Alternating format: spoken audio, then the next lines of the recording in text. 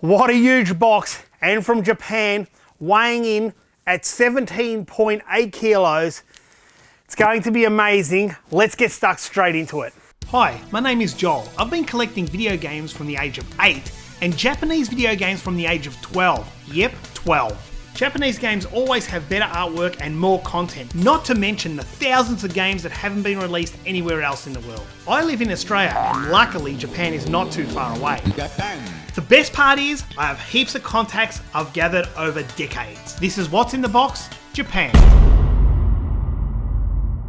Well, I can already see there's a lot of goodies in this box, and keep in mind this is 6 months old and I forgot about half this stuff. And I've got to just send a thank you to Mr. Sato, who I've known for 25 years, for packing this up and getting it all ready. He visits shops and has a lot of friends in the industry in Japan. And this is one thing I have been dying for, and he knew this. Now, he found this one really cheap. Can't remember off the top of my head, but it was too good to be true. Something like $50. And I don't really like talking prices, but this one I thought I'd mention because that is actually very reasonable, very cheap. Mega CD2. I never bothered getting one because I've got a Mega CD1. I love the look of the Mega CD1. I love the back of the box with the Mega CD karaoke. Did you know they only made 2,040 Mega CD karaokes? Oh, nice. Keeping with the Mega Drive theme, this is a Model 1 Series 2 Sega Mega Drive, and it looks different from the original Japanese box, the very first version to come out. This is the second version. You'll notice the Sega doesn't have the R on the top of the A on this version. This is also the Sega Mega Drive that has the protection chip inbuilt into the system. This allows it to block third-party game companies that didn't go through the channels of Sega, such as EA Sports, but there was ways around that later on. So obviously this is a VMU for the Sega Dreamcast, and it's the Godzilla edition. Godzilla is one of the launch games for the Dreamcast, and I did actually have one of these at launch, but I have misplaced it years ago, possibly 10 years ago, and I was rapt to actually get another one, and it's got some cool instructions with it. I don't know if this is actually the packet. It obviously looks like the packet. It is actually a packet. I'm not sure why it's loose like that, but hey, that is a really cool addition. Well, this is quite a rare game. This is actually Super Thunderblade for the PC, based off the Mega Drive version.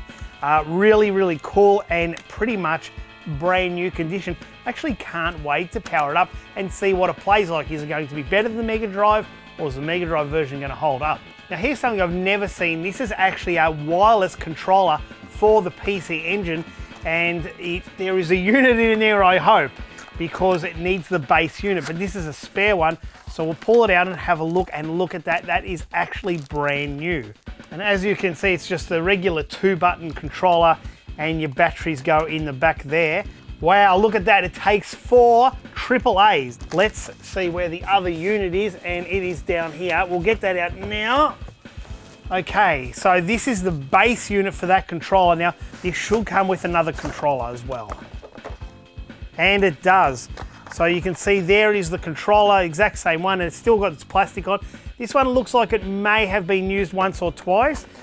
This is pretty much brand new, and look at that.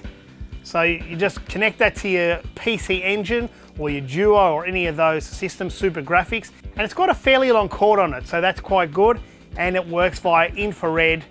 So you're going to need, with 2 players, you're going to need 8 AAA batteries, and you got 10 hours of fun up your sleeve. The thing with PC Engine and even Famicom, the Japanese in general have short cords, so this was a welcomed addition. Wow, I was really hanging to get one of these. This is a PC Engine GT, so that's the portable version of a PC Engine. It's actually a 12-volt charger. We'll have a look, and it is brand new again. Oh, wow. I'm rapt to have one of these. This is an IFU30, which is an interface unit for the PC Engine and the CD-ROM. Amazing condition. It actually comes with the system card, that's version 3.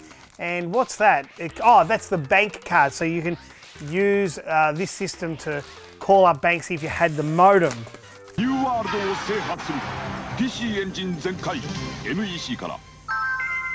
And well, what a little surprise. We've got a Core Grafx inside. I wonder if they actually knew they sold it with the Core Grafx, because again, it was not an expensive item. That's really cool. I'll take the Core Grafx out for now. So that's it. You put your CD-ROM on that side and your PC Engine, or as you saw, Core Grafx 2 on this side, and it basically just links them up. Oh, yes. One of my favorite soundtracks in modern times is Sonic Transform, or should I say Sonic and All-Stars Racing Transform. This is an awesome game, but the soundtrack is just as good. But there's also a 2-disc version. I'd love to get that, but still very good. Whoa. And it's another PC Engine GT accessory, and this is a TV tuner. Well, this is really cool, and it's reminiscent of the early 1990s with handhelds in general. Can you imagine? Look at that, the big antenna, strapping that onto a PC Engine GT, and just walking around in Japan watching TV on this little screen, you know, compared to these days where we can just watch TV on their phones, any videos. It's amazing how far we've come. But that is really, really cool. I haven't actually got a PC Engine GT. Can you believe it? I used to have one back when I had my shop. I was selling them, and I kind of kept one for myself, and then I thought, well, I'm not really using it. I gave it to a friend who's a bigger PC Engine collector than I am. But nevertheless, awesome to have that. Quite rare these days. Okay, this is the last small one, and am I wrapped to get this? This is the final game I need to complete my Super Grafx collection. And can you believe, in the early 90s, I actually had all 5, or is there 6, Super Grafx games, and I had 1941. In fact, I sold, would have been over 10 or 20 1941s in my shop. I remember buying them in groups of 10, and I'm pretty sure I got 2 groups over time. The Super Grafx is the only port of 1941, obviously apart from the arcade itself. And it's a fantastic game. One of my favorites in the 1942 series. I love this game. I probably love it because it is a bit unique, you know, it's a bit rare. Anyway, I misplaced my PC Engine games again years ago. My Super Grafx games are included in that. And I couldn't find 1941 to save my life. So I've had to reorder one, and these are mega expensive. It's rumored 950 were made. So it's crazy that back in the early 90s, I imported 20 from Japan. But great to have it, and that's one I'll be playing today. Well, this is quite the Laserdisc. This is Virtual Cameraman 2. Now, Virtual Cameraman is a game, and I'm sure I don't have to tell you what it's about. It's basically, you're a guy, you work for a guy who runs a modeling agency, and he's always telling you off, you got to get good photos of women. And this is for the Mega LD, Mega Laserdisc. And you need a Pioneer Laser Active. You can see up here it says 3D goggle. And Pioneer also had 3D goggles. Well, the Pioneer Laser Active did. And it looks brand new. I don't think it's ever been opened. So that's pretty cool. If it has, it's been well packaged. This was 10,094 yen. So US dollars, that's about 100 and something. It's probably about 90 US dollars. So quite expensive.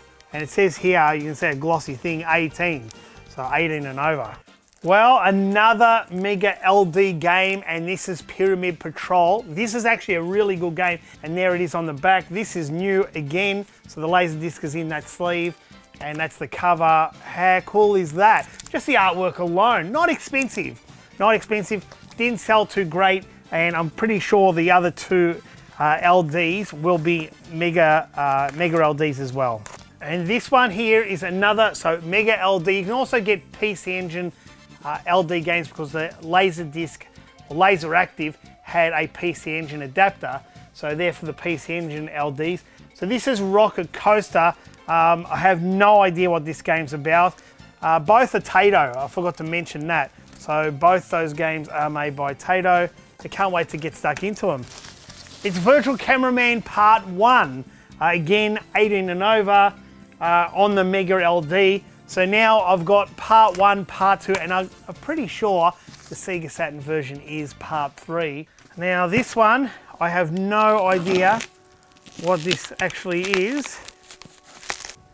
It's the R7 Dreamcast, which stands for Regulation 7. And we might go and have a look at what's inside because I've never had one of these. It looks in quite good condition. Well, the R7 Dreamcast comes with this R7 disc. I have no idea what's on the disc.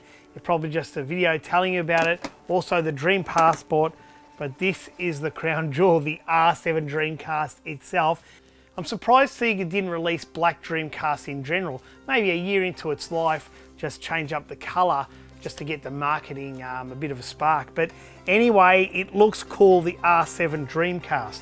Well, that was actually an awesome package, even though it was a bit starved for video games themselves. A lot of good consoles, such as the Mega CD2, the Model 1 Series 2 Mega Drive. But I have to say this R7 Dreamcast, which I've been longing to have, that will probably be my favourite. But you know, it really is the best thing in the package, this 1941. I'm going to go and play that right now.